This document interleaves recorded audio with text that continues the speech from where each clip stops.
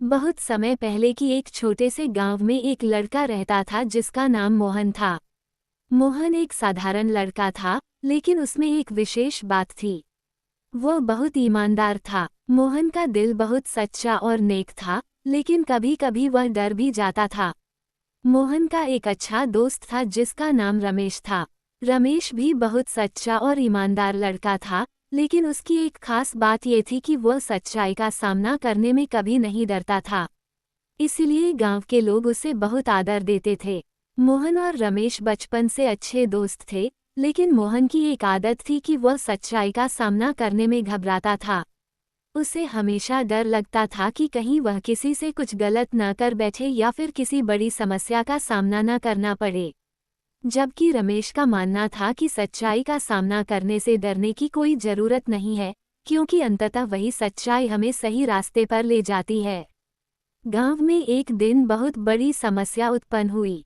गांव के पास एक बड़ा खेत था जो बहुत उपजाऊ था। उसमें गेहूं, चावल और कई तरह की फसलें उगाई जाती थीं। मोहन का भी अपना एक छोटा सा खेत था, लेकिन वह बड़ी मेहनत से अपने खेत को हरा भरा बनाए रखता था। एक दिन मोहन ने देखा कि उसके खेत में बहुत सी गेहूं की बालियां गायब हो गईं। मोहन ये देखकर बहुत परेशान हुआ, क्योंकि उस गेहूं के बिना वह अगले मौसम की फसल नहीं उगा सकता था। मोहन ने सोचा, शायद किसी जानवर ने ये गेहूं चुराए होंगे, लेकिन कुछ दिनों बाद जब मोहन फिर से खेत में काम कर रहा था, उसने देखा कि वही गेहूं की बालियां कोई और आदमी चुरा कर ले जा रहा था। मोहन को ये देखकर बहुत गुस्सा आया, लेकिन फिर भी उसने डर के मारे उस व्यक्ति को कुछ नहीं कहा। उसने सोचा, अगर मैं अब इस आदमी से कुछ कहूंगा तो हो सकता है कि वो मुझसे बदला ले ले। और इस डर के कारण उसने उस व्यक्ति को कुछ नहीं कहा और चुपचाप देखता रहा। कुछ दिन बाद गांव में एक मेला लगा। यह मेला बहुत बड़ा था और गांव के लोग बहुत खुश थे। मेले में लोग विभिन्न प्रकार की दुकानों से सामान खरीदते थे और तरह तरह के खेलों का आनंद लेते थे। मोहन भी मेले में गया था। वहां उसने देखा कि वही व्यक्ति जो उसके खेत से गेहूं चुराने वाला था, वही व्यक्ति अब मेले में भी कुछ सामान चुरा रहा था। मोहन ने देखा कि वह आदमी मेले के एक दुकान से चोरी कर रहा था। मोहन को बहुत गुस्सा आया। वह तुरंत उस व्यक्ति के पास गया और उसने शोर मचाना शुरू कर दिया। मोहन ने कहा, तुम वही आदमी हो जिसने मेरे खेत से गेहूं चुराए थे और अब तुम यहाँ भी चोरी कर रहे हो।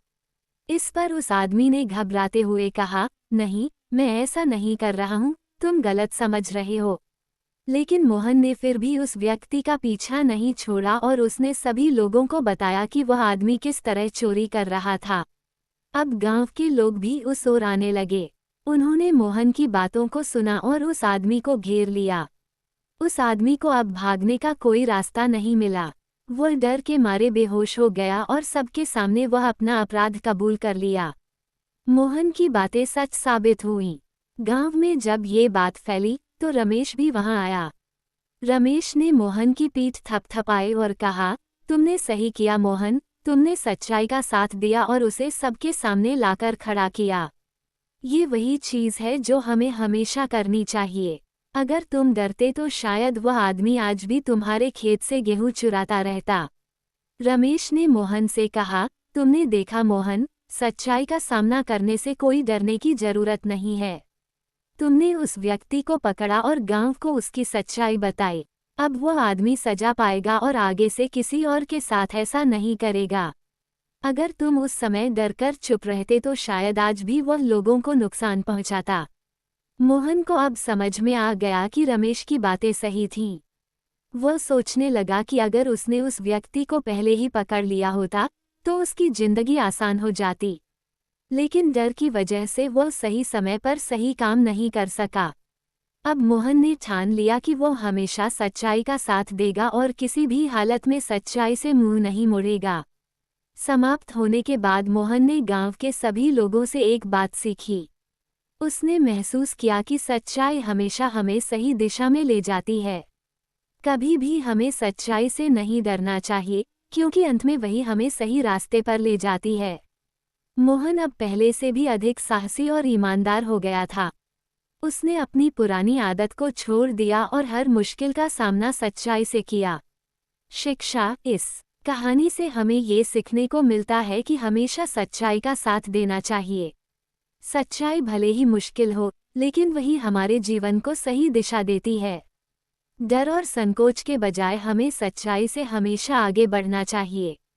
यही सही रास्ता है और यही हमें सफलता की ओर ले जाता है।